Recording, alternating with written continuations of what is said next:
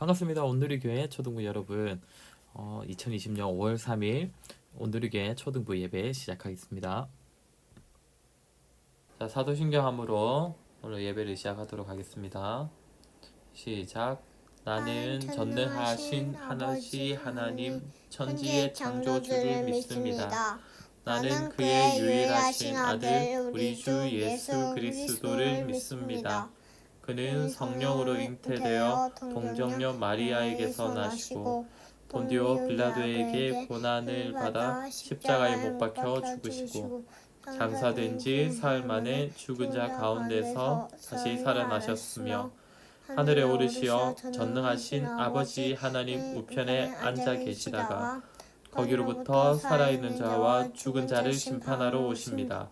나는 성령을 믿으며 거룩한 공교회와 성도의 교제와 죄를 용서받는 것과 몸의 부활과 영생을 믿습니다. 아멘.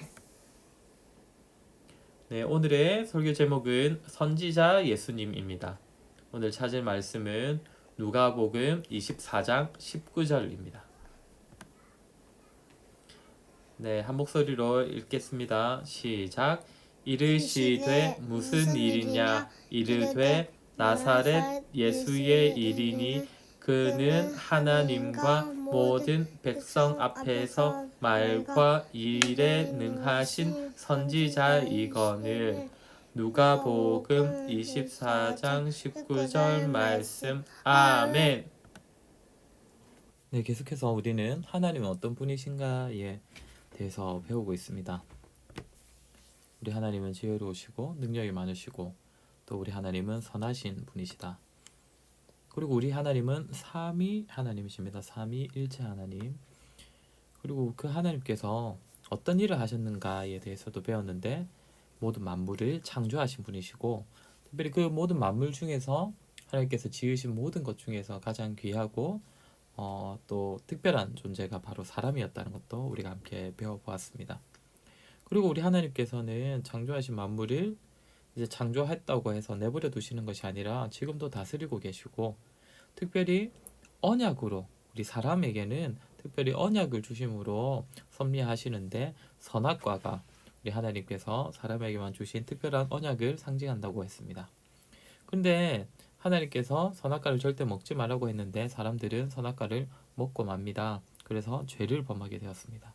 그런데 우리 하나님께서는 이 죄를 너무 미워하셔서 반드시 벌하시는 분이신데 안타까운 것은 아담과 하와의 후손인 모든 사람은 다 죄인이라는 것이고 그렇기 때문에 죄의 결과 죽음과 지옥이라는 죄의 결과를 모두가 다 받을 수밖에 없게 되었습니다. 그런데 우리 하나님께서는 그런 자들을 그저 내버려 두시지 않았습니다. 잃어버린 죄인들을 찾으시기 위해서 우리 예수님을 보내셨습니다. 그 예수님께서는 유일하고도 완전한 대속자가 되셔서 우리 죄인들을 구원하신다고 했습니다. 그리고 그 예수님께서는 이 땅에 오심으로써 우리 인간들과 여전히 함께 하시는 하나님, 예전부터 지금까지 계속 함께 하시는 하나님이심을 보여주셨습니다. 그리고 이제 그 예수님이 어떤 분이신가, 하나님 어떤 분이신가 중에서 이제 성부 하나님에 대해서는 다 배웠고 이제는 성자 예수님에 대해서 배우는 중에 특별히 그분이 어떤 일을 하시는가에 대해서 함께 배워보도록 하겠습니다. 우리 예수님을 그리스도라고도 부르는 거 다들 아실 겁니다. 예수님이란 이름이 있는데 우리 지난주에는 또 임마누엘이라는 예수님의 또 다른 이름을 배웠는데 그것 말고도 메시아 또 그리스도라고도 우리 예수님을 부르는 것 여러분도 한 번쯤은 들어보셨을 것입니다. 왜 그런 것일까요? 구약시대에는 아주 중요한 일을 하는 세 사람이 있었습니다. 세 직분이라고 할 수 있는데요. 그것은 우리가 한 번쯤 들어봤을 법한 선지자, 제사장, 왕이었습니다. 이 세 직분은 이 세 가지 일을 하는 사람들은 하나님과 인간 사이에서 아주 중요한 일을 감당했던 사람들입니다. 그런데 이 세 사람의 공통점이 무엇이냐면 이 세 직분자들은 자신의 그 직분을 시작하기 전에 그 사람의 머리에 기름을 붓는 행위를 했습니다. 하나님께서 선택하셨다는 그 의미를 담아서 그 사람의 머리에 기름을 부었습니다. 이렇게 기름 부음을 받은 자를 뜻하는 단어가 무엇이냐면 바로 히브리어로는 메시아이고 그리고 헬라어로는 그리스도입니다. 그러니까 어떤 의미겠습니까? 예수님을 그리스도다 할 때에는 우리 예수님께서 마찬가지로 좀 전에 얘기했다시피 그 세 가지 직분이라고 했죠. 선지자, 제사장, 왕. 이 기름 부음을 받은 이 세 가지 직분의 역할을 우리 예수님께서도 감당하시는 분이다라는 의미죠. 오늘은 이 세 가지 직분 중에 그 첫 번째로 바로 이 선지자, 우리 예수님께서 바로 하나님의 선지자이심을 함께 배워보도록 하겠습니다. 그렇다면 선지자는 어떤 사람을 뜻하는 것일까요?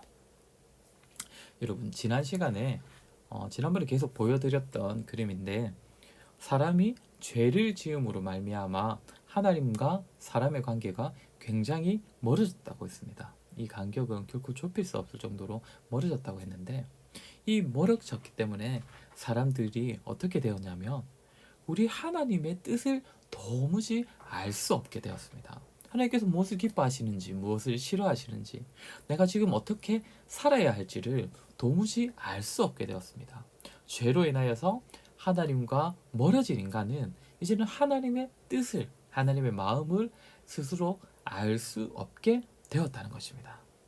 그렇기 때문에 우리 하나님께서 이 불쌍한 우리 인간들을 위하여 자신의 말씀을 전해 주시고자 세운 사람이 바로 선지자입니다. 우리가 구약 성경에 나오는 대표적인 선지자들을 생각해 보면 선지자가 어떤 자인지를 더 쉽게 알 수 있습니다. 모세가 바로 대표적인 선지자인데 모세가 했던 일 중에 어떤 일이 있냐면 십계명, 그러니까 하나님의 아주 그 계명 중에 아주 중요한 계명들을 담아 놓은 십계명을 모세가 하나님께로부터 받아서 우리 백성들에게 전해 주었습니다. 뿐만 아니라 수많은 율법들을 하나님께 직접 들어서 백성들에게 전해 주었습니다. 이처럼 하나님의 말씀을 하나님께서 원하시는 그 율법을 대신 전해 준 사람 모세가 선지자였습니다. 요나 선지자도 있습니다. 요나 선지자는 하나님께서 니느웨라는 성으로 가서 내가 니느웨 사람들에게 죄 때문에 화가 나서 조금 있으면 내가 저 성을 멸망시킬 거니까 너 빨리 가서 회개하라고 내 말을 전해.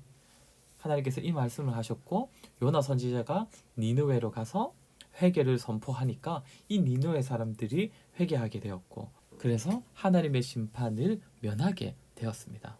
이처럼 하나님께서 무엇을 원하시는지 하나님의 그 뜻과 마음을 전한 우리 요나 선지자도 선지자입니다. 즉 선지자는 한마디로 한다면 우리 하나님의 말씀을 대신 전해주는 사람이 바로 선지자인 것입니다. 그런데 우리 예수님께서도 동일하게 선지자가 되신다고 합니다. 왜 예수님께서 굳이 선지자가 되셔야 했을까요? 사람 선지자도 많은데 말입니다. 여러분 많은 선지자들이 있었지만 그들 선지자도 다 죄인이고 사람이었기 때문에 우리 하나님의 뜻을 다 알 수 없었고 또 제대로 완전히 전할 수가 없었습니다.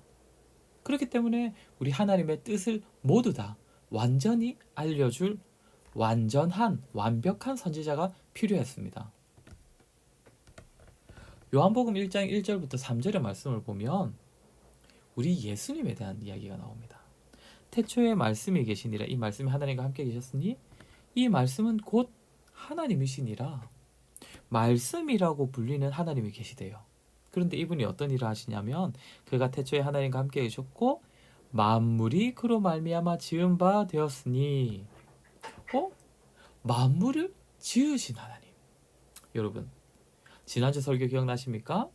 우리 예수님은 하나님이시고 그래서 만물이 지음 받기 전부터 계셨고 또 이 만물을 직접 지으셨다. 그러니까 지금 여기 있는 요한복음 1장 1절부터 3절까지 말씀도 누구를 가리키는 말씀입니까? 네, 우리 예수님을 가리키는 말씀입니다. 그런데 예수님을 요한이 지금 뭐라고 부릅니까? 태초에 말씀이 계시니라. 예수님이 곧 말씀이래요. 예수님이 곧 하나님의 말씀이라고 합니다. 좀 전에 선지자가 어떤 자라고 했습니까? 하나님의 말씀을 전하는 자. 예수님이 곧 말씀이시기 때문에 예수님께서 우리 하나님의 모든 말씀을 가장 완전히 제대로 인간에게 알려주실 수 있었던 것이죠. 당연히 예수님께서는 하나님이시기 때문에 우리 하나님의 뜻을 가장 잘, 가장 정확히 완전히 아실 것이고, 그렇기 때문에 우리 사람 선지자가 할 수 없었던, 사람 선지자들보다 훨씬 뛰어난 선지자로 예수님께서는 존재하시는 것입니다.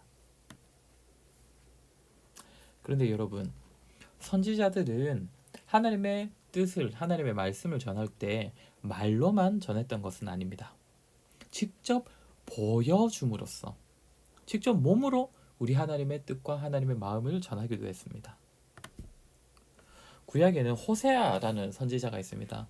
이 선지자는 어느 날 하나님께서 결혼하라고 명령하신 여자랑 결혼을 합니다.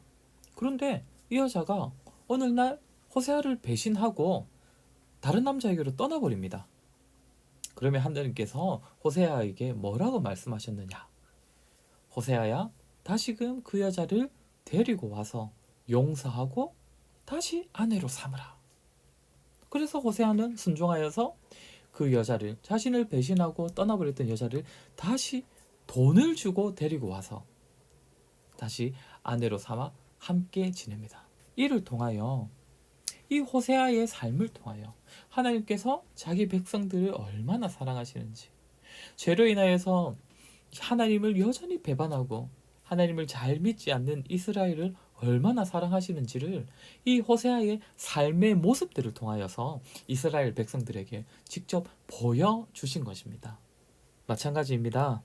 우리 예수님께서는 이 땅에 오셔서 하나님의 말씀을 직접 보여주셨습니다. 우리 예수님께서는 제자들과 많은 사람들에게 직접 말씀을 가르쳐 주시기도 했지만, 직접 그들과 함께 거하면서 같이 살면서 예수님이 어떤 분이신지를 통해 우리 하나님이 어떤 분이신지를 알려주시기도 했습니다. 특별히 우리 하나님께서 죄인들을 얼마나 사랑하시는지를 예수님께서도 직접 보여주셨습니다.